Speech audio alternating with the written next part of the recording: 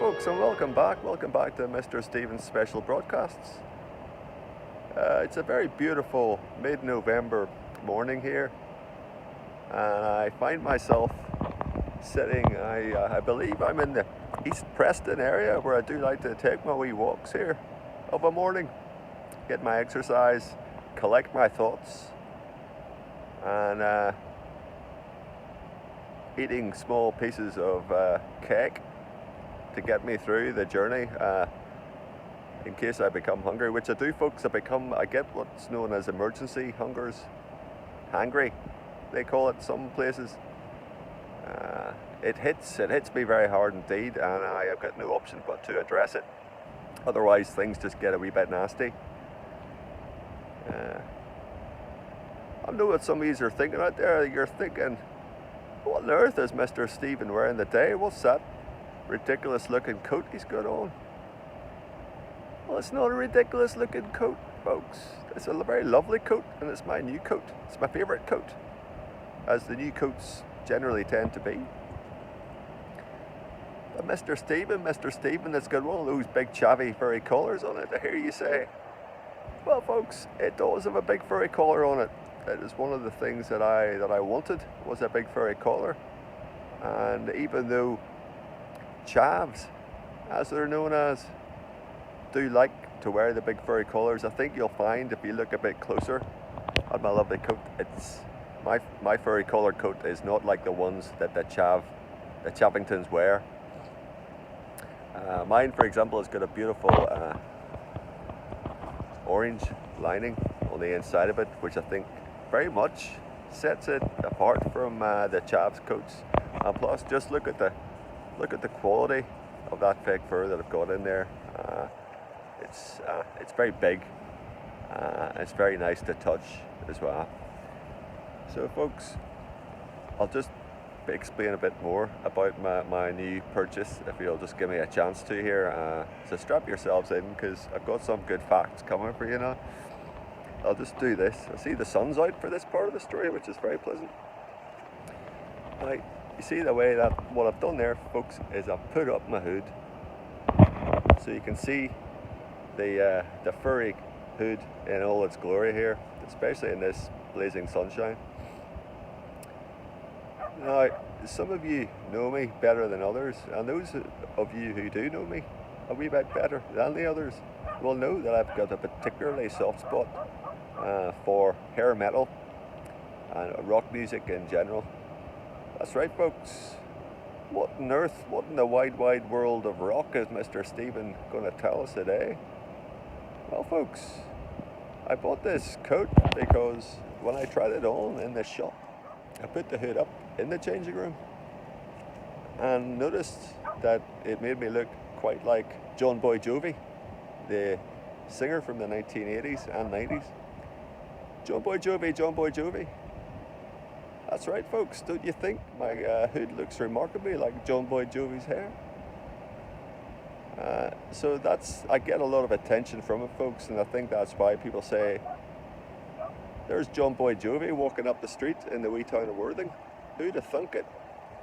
I've been asked for autographs and all, folks. I don't want to disappoint them, so I just put on my best American accent. But anyway, folks, I am digressing a wee bit, as I often do. I've got a few good facts about John Boy Jovi, the singer. John Boy Jovi, he wrote a lot of songs based on his own personal experiences. Now, you wouldn't think that on the surface of things, of just another rock and roll hair metal band out there singing songs about girls and partying and all the rest of it, folks. And that is pretty much what it was. But all these songs and albums very much drawn, the titles of them at least, very much drawn from John Boy Jovi's personal experiences. You see, the album title, for example, Slippery When Wet, I'll just tell you where that comes from now. See, John Boy Jovi, before he was a rocker, he was in fact working. He did various jobs, plenty of jobs before hitting the big time, folks, and he worked for the health and safety executive around the New Jersey area, and he would have to go around workplaces doing risk assessments to see where the floors might get pose a significant risk were they to get wet. And he would encourage them to put a sign up saying slippery when wet, caution, slippery when wet. So he just drew on that, folks, and he drew, and I said, that's what I'm about. I might be a rocker who likes to party, but I do like to be safe at the same time. So I hope people will realise that. And on that album, folks, there was a song, I don't know if you remember or not, but there was a song entitled Bad Medicine. That's right, I'm sure you all know it, and a very good song it was too. John Bon Jovi, as a child, he had a very particularly nasty pussy outbreak all over his head, face and body. Big boils and zits and all sorts of nastiness going on. Many children that sort of age do go through these types of things, but he had a particularly nasty run of it, and he did get some medicine for it, but the medicine was bad. It was bad medicine, folks. Not only did he went around covered in blood and pus, but it also made him go to the toilet with extreme urgency, and many times in the day. Come flying out of him, it would. That's what that's about. Bad medicine. I'll just do one more for you while you're here, folks. Do you remember the song he wrote called Blaze of Glory? That's right, for the film Young Guns. Blaze of Glory, Blaze of Glory. I do indeed remember it, Mr. Stephen, I hear you say. It was one of my favourites. It's one of my favourites too, folks. Blaze of Glory, folks, he drew on his past experience working for a big fireplace company there in his native New Jersey area. And he was very good, particularly charitable. He would like to go around all the old people's houses in the run up to the winter season and make sure that they were going to be warm and toasty and not freeze to death over the winter time. He would set up the fire for them. He'd get all the logs and coal on there, and he said, "Look at that! That's a blaze of glory. That is. It's a good blaze."